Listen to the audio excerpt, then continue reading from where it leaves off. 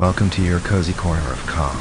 Here, you'll find gentle stories and the soothing sound of rain, created to help you unwind, ease your thoughts, and drift peacefully into sleep. If this space brings you comfort, consider subscribing so you'll always have a quiet place to return to. Now, make yourself comfortable, close your eyes, and let tonight's story carry you gently into rest. The idea that the extraordinary narrative which has been called the Joyce Armstrong Fragment is an elaborate practical joke evolved by some unknown person, cursed by a perverted and sinister sense of humor, has now been abandoned by all who have examined the matter.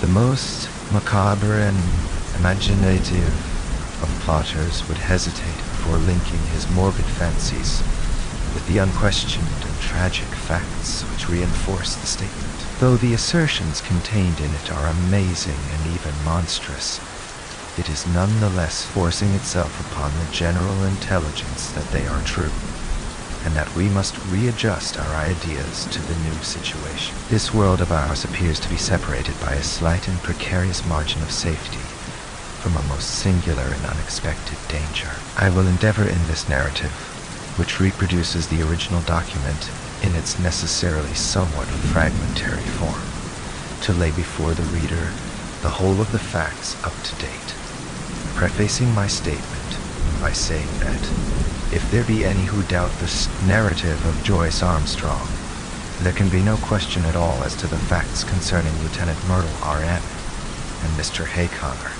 who undoubtedly met their end in the manner described. The Joyce Armstrong fragment was found in the field which is called Lower Haycock, lying 1 mile to the westward of the village of Withyham upon the Kent and Sussex border. It was on the 15th September last that an agricultural laborer, James Flynn, in the employment of Matthew Dodd, farmer of the Chauntry Farm, Withyham, perceived a briar pipe lying near the footpath which skirts the hedge in Lower Haycock. A few paces farther on, he picked up a pair of broken binocular glasses. Finally, among some nettles in the ditch, he caught sight of a flat canvas-backed book, which proved to be a notebook with detachable leaves, some of which had come loose and were fluttering along the base of the hedge. These he collected, but some, including the first, were never recovered, and leave a deplorable hiatus in this all-important statement. The notebook was taken by the laborer to his master, who in turn showed it to Dr. J.H. Atherton of Hartford. This gentleman at once recognized the need for an expert examination, and the manuscript was forwarded to the Aero Club in London, where it now lies. The first 2 pages of the manuscript are missing. There is also one torn away at the end of the narrative, though none of these affect the general coherence of the story. It is conjectured that the missing opening is concerned with the record of Mr. Joyce Armstrong's qualifications as an aeronaut, which can be gathered from other sources and are admitted to be unsurpassed among the air pilots of England. For many years he has been looked upon as among the most daring and the most intellectual of flying men, a combination which has enabled him to both invent and test several new devices, including the common gyroscopic attachment, which is known by his name. Dear God, the main body of the manuscript is written neatly in ink, but the last few lines are in pencil, and are so ragged as to be hardly legible. Exactly, in fact, as they might be expected to appear if they were scribbled off hurriedly from the seat of a moving aeroplane. There are, it may be added, several stains, both on the last page and on the outside cover, which have been pronounced by the Home Office experts to be blood, probably human and certainly mammalian. The fact that something closely resembling the organism of malaria was discovered in this blood, and that Joyce Armstrong is known to have suffered from intermittent fever, is a remarkable example of the new weapons which modern science has placed in the hands of our detectives. And now a word as to the personality of the author of this epoch-making statement. Joyce Armstrong, according to the few friends who really knew something of the man, was a poet and a dreamer, as well as a mechanic and an inventor.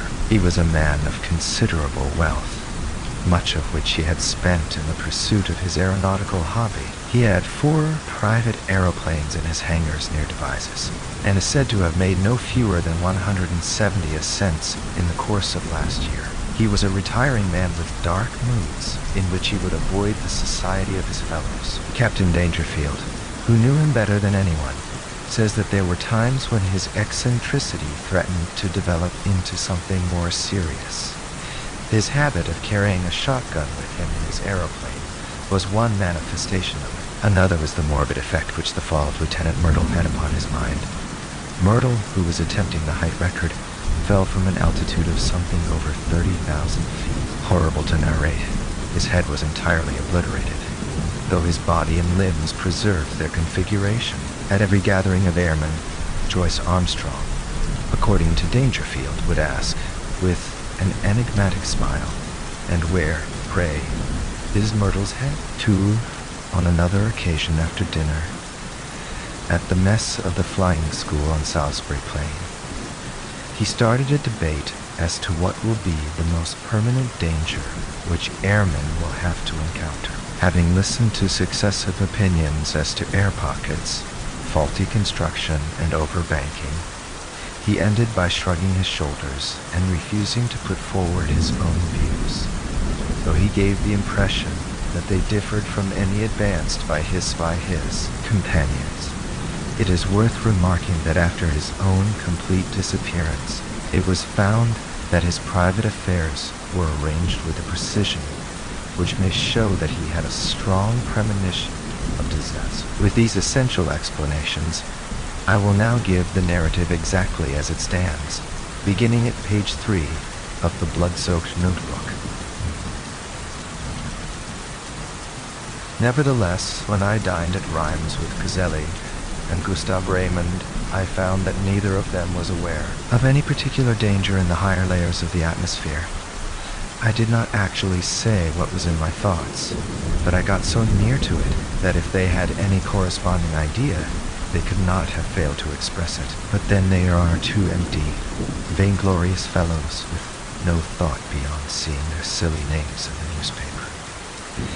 It is interesting to note that neither of them had ever been much beyond the 20,000-foot level. Of course, men have been higher than this both in balloons and in the ascent of mountains. It must be well above that point that the aeroplane enters the danger zone, always presuming that my premonitions are correct. Aeroplaning has been with us now for more than 20 years, and one might well ask, why should this peril be only revealing itself in our day?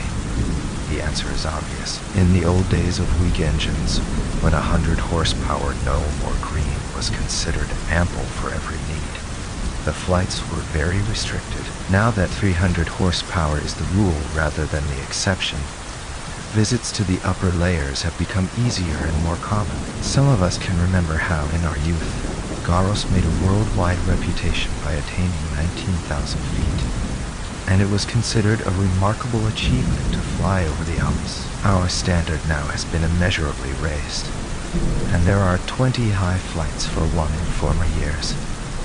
Many of them have been undertaken with impunity. The 30,000-foot level has been reached time after time, with no discomfort beyond cold and asthma. What does this prove? A visitor might descend upon this planet 1,000 times and never see a tiger. Yet tigers exist, and if he chanced to come down into a jungle, he might be devoured. There are jungles of the upper air, and there are worse things than tigers which inhabit them. I believe in time they will map these jungles accurately out. Even at the present moment, I could name 2 of them. One of them lies over the Pau-Biarritz district in France.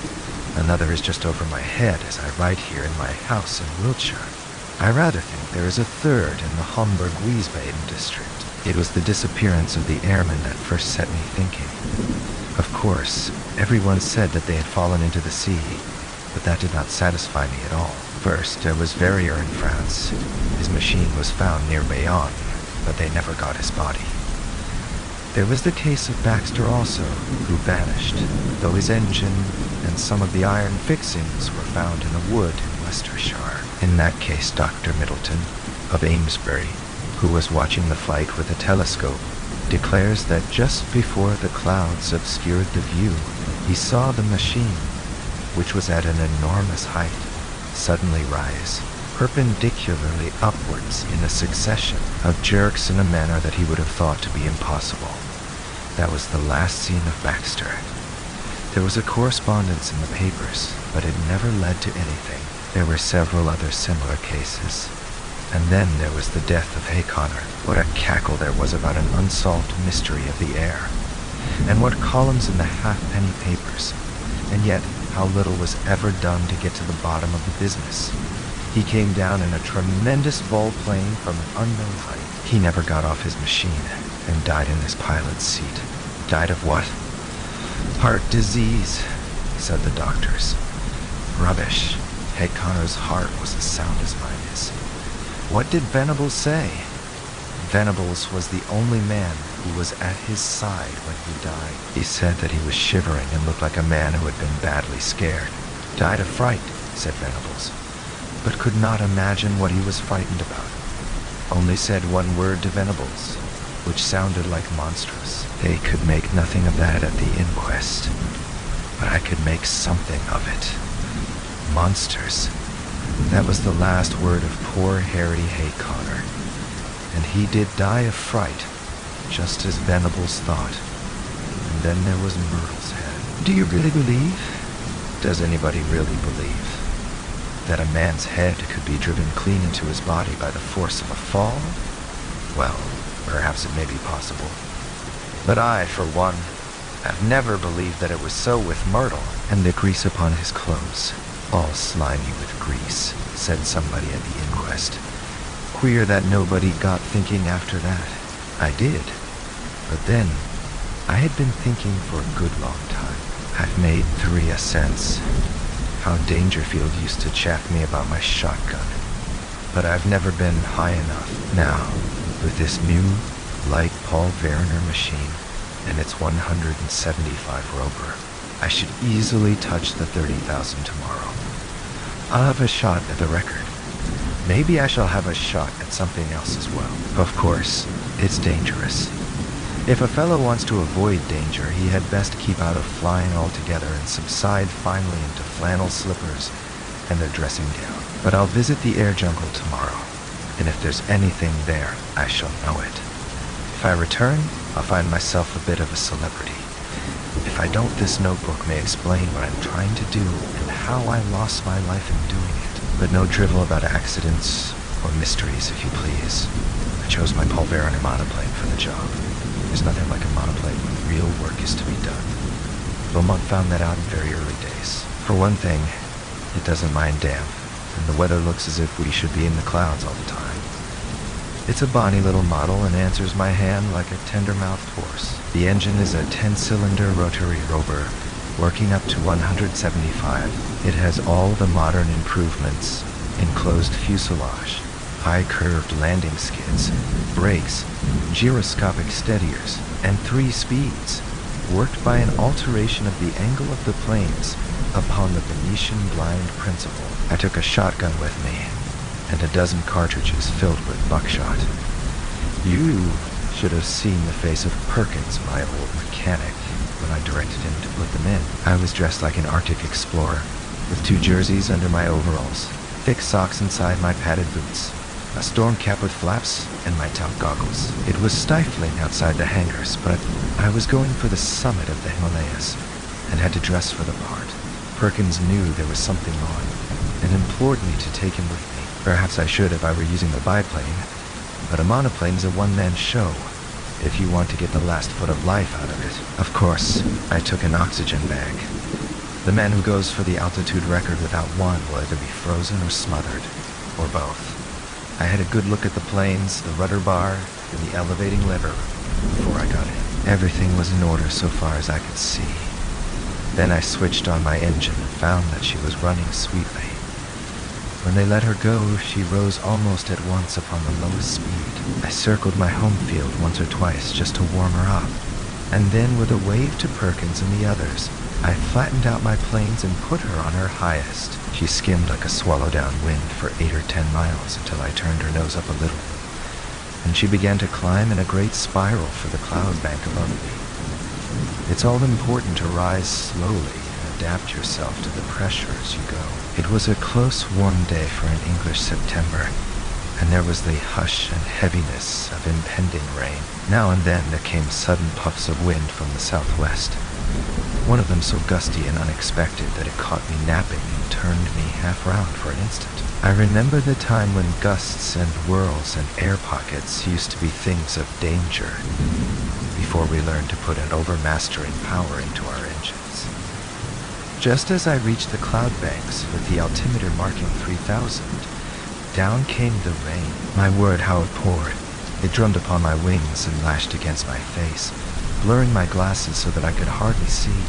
I got down onto a low speed, for it was painful to travel against it. As I got higher, it became hail, and I had to turn tail to it. One of my cylinders was out of action. A dirty plug, I should imagine.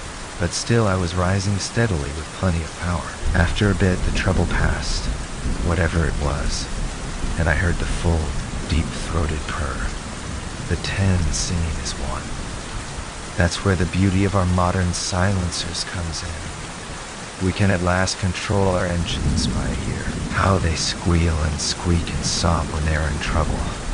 All those cries for help were wasted in the old days, when every sound was swallowed up by the monstrous racket of the machine. If only the early aviators could come back to see the beauty and perfection of the mechanism which had been bought at the cost of their lives. About 9:30, I was nearing the clouds. Down below me, all blurred and shadowed with rain, lay the vast expanse of Salisbury Plain. Half a dozen flying machines were doing hack work at the 1,000-foot level, looking like little black swallows against the green background. I dare say they were wondering what I was doing up in Cloudland. Suddenly a gray curtain drew across beneath me, and the wet folds of vapors were swirling round my face. It was clammily cold and miserable, but I was above the hailstorm, and that was something gained. The cloud was as dark and thick as a London fog. In my anxiety to get clear, I cocked her nose up until the automatic alarm bell rang, and I actually began to slide backwards. My sopped and dripping wings had made me heavier than I thought, but presently I was in lighter cloud, and soon had cleared the first layer. There was a second, opal-colored and fleecy, at a great height above my head, a white and unbroken ceiling above, and a dark, unbroken floor below, with the monoplane laboring upwards upon a vast spiral between. It is deadly lonely in these cloud spaces. Once a great flight of some small water birds went past me, flying very fast to the westwards. The quick whir of their wings and their musical cry were cheery to my ear. I fancied that they were teal, but I am a wretched zoologist. Now that we humans have become birds, we must really learn to know our brethren by sight. The wind down beneath me whirled and swayed the broad cloud pane. Once a great eddy formed in it, a whirlpool of vapor, and through it, as down a funnel, I caught sight of the distant world. A large white biplane was passing at a vast depth beneath me. I fancy it was the morning mail service betwixt Bristol and London. Then the drift swirled inwards again, and the great solitude was unbroken. Just after 10, I touched the lower edge of the upper cloud stratum. It consisted of fine diaphanous vapor drifting swiftly from the westwards. The wind had been steadily rising all this time, and it was now blowing a sharp breeze, 28 an hour by my gauge. Already it was very cold, though my altimeter only marked 9,000.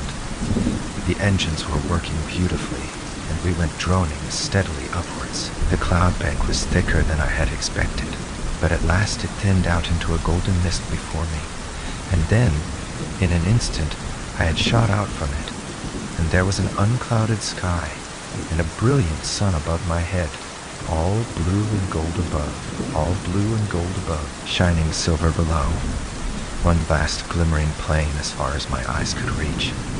It was 10:15 o'clock, and the barograph needle pointed to 12,800. Up, I went and up, my ears concentrated upon the deep purring of my motor, my eyes busy always with the watch, the revolution indicator, the petrol lever, and the oil pump. No wonder aviators are said to be a fearless race. With so many things to think of, there is no time to trouble about oneself. About this time I noted how unreliable is the compass when above a certain height from Earth. At 15,000 feet, mine was pointing east and a point south. The sun and the wind gave me my true bearings.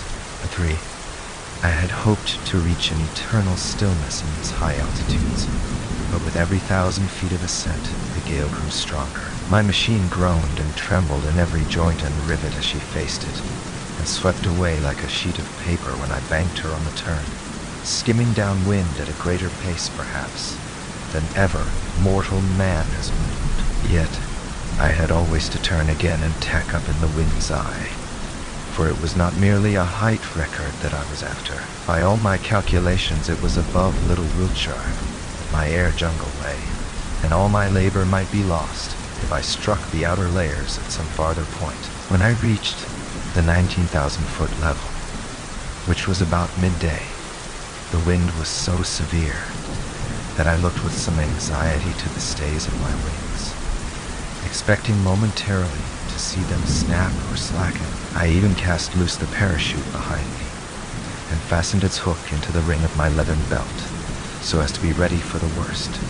Now was the time when a bit of scamped work by the mechanic is paid for by the life of the aeronaut. But she held together bravely. Every cord and strut was humming and vibrating like so many harp strings. But it was glorious to see how, for all the beating and the buffeting, she was still the conqueror of nature, mistress of the sky. There is surely something divine in man himself, that he should rise so superior to the limitations which creation seemed to impose. Rise, too, by such unselfish, heroic devotion as this air conquest has shown. Talk of human degeneration. When has such a story as this been written in the annals of our race? These were the thoughts in my head as I climbed that monstrous inclined plane, with the wind sometimes beating in my face, and sometimes whistling behind my ears, while the cloud land beneath me fell away to such a distance that the folds and the hummocks of silver had all smoothed out into one flat, shining plain. But suddenly, I had a horrible and unprecedented experience. I have known before what it is to be in what our neighbors have called a tourbillon, but never on such a scale as this. That huge, sweeping river of wind of which I have spoken had, as it appears, whirlpools within it which were as monstrous as itself. Without a moment's warning, I was dragged suddenly into the heart of one. I spun round for a minute or two with such velocity that I almost lost my senses, and then fell suddenly, left wing foremost, down the vacuum funnel in the center. I dropped like a stone and lost nearly 1,000 feet. It was only my belt that kept me in my seat, and the shock and breathlessness left me hanging half insensible over the side of the fuselage. But I'm always capable of a supreme effort. It is my one great merit as an aviator. I was conscious that the descent was slower. The whirlpool was a cone rather than a funnel, and I had come to the apex. With a terrific wrench throwing my weight all to one side, I leveled my planes and brought her head away from the wind. In an instant, I had shot out of the eddies and was skimming down the sky. Then, shaken but victorious, I turned her nose up and began once more my steady grind on the upward spiral. I took a large sweep to avoid the danger spot of the whirlpool, and soon I was safely above it. Just after 1 o'clock, I was 21,000 feet above the sea level. To my great joy, I had topped the gale, and with every 100 feet of ascent, the air grew stiller. On the other hand, it was very cold, and I was conscious of that peculiar nausea which goes with rarefaction of the air. For the first time, I unscrewed the mouth of my oxygen bag and took an occasional whiff of the glorious gas. I could feel it running like a cordial through my veins, and I was exhilarated almost to the point of drunkenness. I shouted and sang as I soared upwards into the cold, still outer world. It is very clear to me that the insensibility which came upon Glacier, and in a lesser degree upon Coxwell, when in 1862 they ascended in a balloon to the height of 30,000 feet, was due to the extreme speed with which a perpendicular ascent is made, doing it at an easy gradient and accustoming oneself to the lessened barometric pressure by slow degrees. There are no such dreadful symptoms. At the same great height, I found that even without my oxygen inhaler, I could breathe without undue distress. It was bitterly cold, however, and my thermometer was at 0 Fahrenheit. At 1:30, I was nearly 7 miles above the surface of the earth, and still ascending steadily. I found, however, that the rarefied air was giving markedly less support to my planes, and that my angle of ascent had to be considerably lowered in consequence. It was already clear that even with my light weight and strong engine power, there was a point in front of me where I should be held. To make matters worse, one of my sparking plugs was in trouble again, and there was intermittent misfiring in the engine. My heart was heavy with the fear of failure. It was about that time that I had a most extraordinary experience. Something whizzed past me in a trail of smoke and exploded with a loud hissing sound, sending forth a cloud of steam. For the instant, I could not imagine what had happened. Then I remembered that the earth is forever being bombarded by meteor stones, and would be hardly inhabitable were they not in nearly every case turned to vapor in the outer layers of the atmosphere. Here is a new danger for the high-altitude man, for 2 others passed me when I was nearing the 40,000-foot mark. I cannot doubt that at the edge of the Earth's envelope, the risk would be a very real one. For worse, my paragraph needle marked 41,300 when I became aware that I could go no farther. Physically, the strain was not as yet greater than I could bear, but my machine had reached its limit. The attenuated air gave no firm support to the wings, and the least tilt developed into sideslip, while she seemed sluggish on her controls. Possibly, had the engine been at its best, another 1,000 feet might have been within our capacity, but it was still misfiring, and 2 out of the 10 cylinders appeared to be out of action. If I had not already reached the zone for which I was searching, then I should never see it upon this journey. But was it not possible that I had attained it? Soaring in circles like a monstrous hawk upon the 40,000-foot level, I let the monoplane guide herself, and with my Mannheim glass, I made a careful observation of my surroundings. The heavens were perfectly clear. There was no indication of those dangers which I had imagined. I have said that I was soaring in circles. It struck me suddenly that I would do well to take a wider sweep and open up a new air tract. If the hunter entered an earth jungle, he would drive through it if he wished to find his game. My reasoning had led me to believe that the air jungle which I had imagined lay somewhere over Wiltshire. This should be to the south and west of me. I took my bearings from the sun, for the compass was hopeless, and no trace of Earth was to be seen. Nothing but the distant, silver cloud plain. However, I got my direction as best I might, and kept her head straight to the mark. I reckoned that my petrol supply would not last for more than another hour or so, but I could afford to use it to the last drop, since a single magnificent vol plane could at any time take me to the Earth. Suddenly, I was aware of something new. The air in front of me had lost its crystal clearness. It was full of long, ragged wisps of something which I can only compare to very fine cigarette smoke. It hung about in wreaths and coils, turning and twisting slowly in the sunlight. As the monoplane shot through it, I was aware of a faint taste of oil upon my lips, and there was a greasy scum upon the woodwork of the machine. Some infinitely fine organic matter appeared to be suspended in the atmosphere. There was no life there. It was inchoate and diffuse, extending for many square acres, and then fringing off into the void. No, it was not life.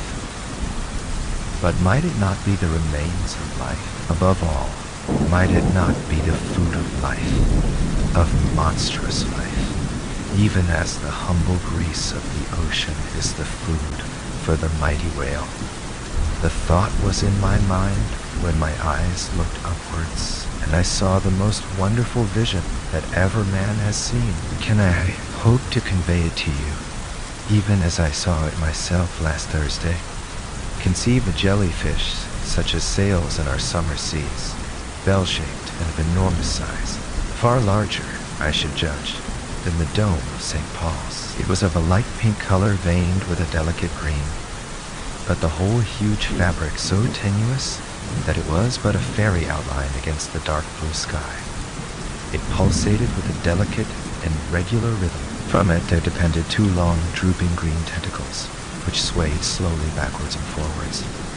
This gorgeous vision passed gently with noiseless dignity over my head, as light and fragile as a soap bubble, and drifted upon its stately way. I had half turned my monoplane, that I might look after this beautiful creature, when, in a moment, I found myself amidst a perfect fleet of them, of all sizes, but none so large as the first. Some were quite small, but the majority about as big as an average balloon, and with much the same curvature at the top.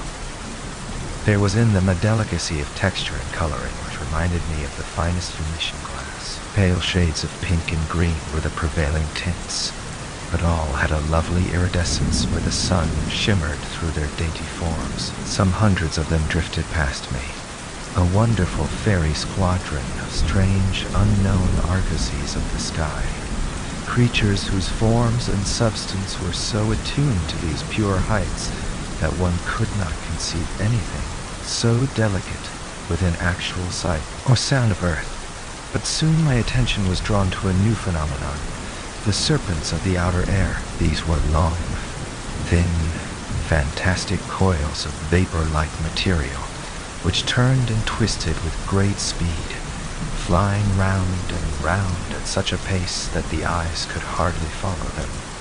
Some of these ghost-like creatures were 20 or 30 feet long, but it was difficult to tell their girth, for their outline was so hazy that it seemed to fade away into the air around them. These air snakes were of a very light gray or smoke color, with some darker lines within, which gave the impression of a definite organism. One of them whisked past my very face, and I was conscious of a cold, clammy contact, but their composition was so unsubstantial that I could not connect them with any thought of physical danger, any more than the beautiful bell-like creatures which had preceded them.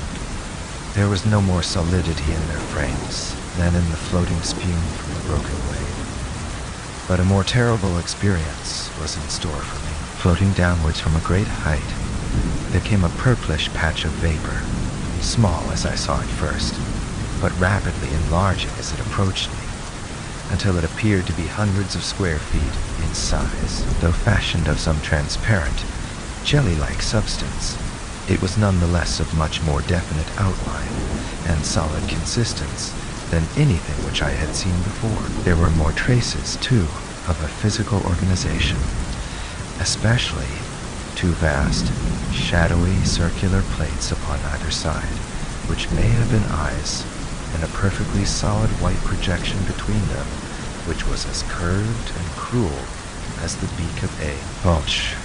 Oh, 6. The whole aspect of this monster was formidable and threatening, and it kept changing its color from a very light mauve to a dark, angry purple, so thick that it cast a shadow as it drifted between my monoplane and the sun.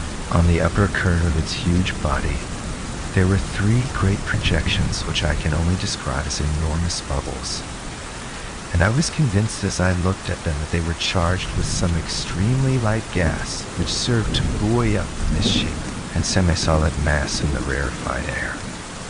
The creature moved swiftly along, keeping pace easily with the monoplane, and for 20 miles or more it formed my horrible escort, hovering over me like a bird of prey which is waiting to pounce. Its method of progression, done so swiftly that it was not easy to follow, was to throw out a long, glutinous streamer in front of it, which in turn seemed to draw forward the rest of the writhing body. So elastic and gelatinous was it that never for 2 successive minutes was it the same shape, and yet each change made it more threatening and loathsome than the last. I knew that it meant mischief. Every purple flush of its hideous body told me so. The vague, goggling eyes, which were turned always upon me, were cold and merciless in their viscid hatred. I dipped the nose of my monoplane downwards to escape it. As I did so, as quick as a flash, there shot out a long tentacle from this mass of floating blubber, and it fell as light and sinuous as a whiplash across the front of my machine.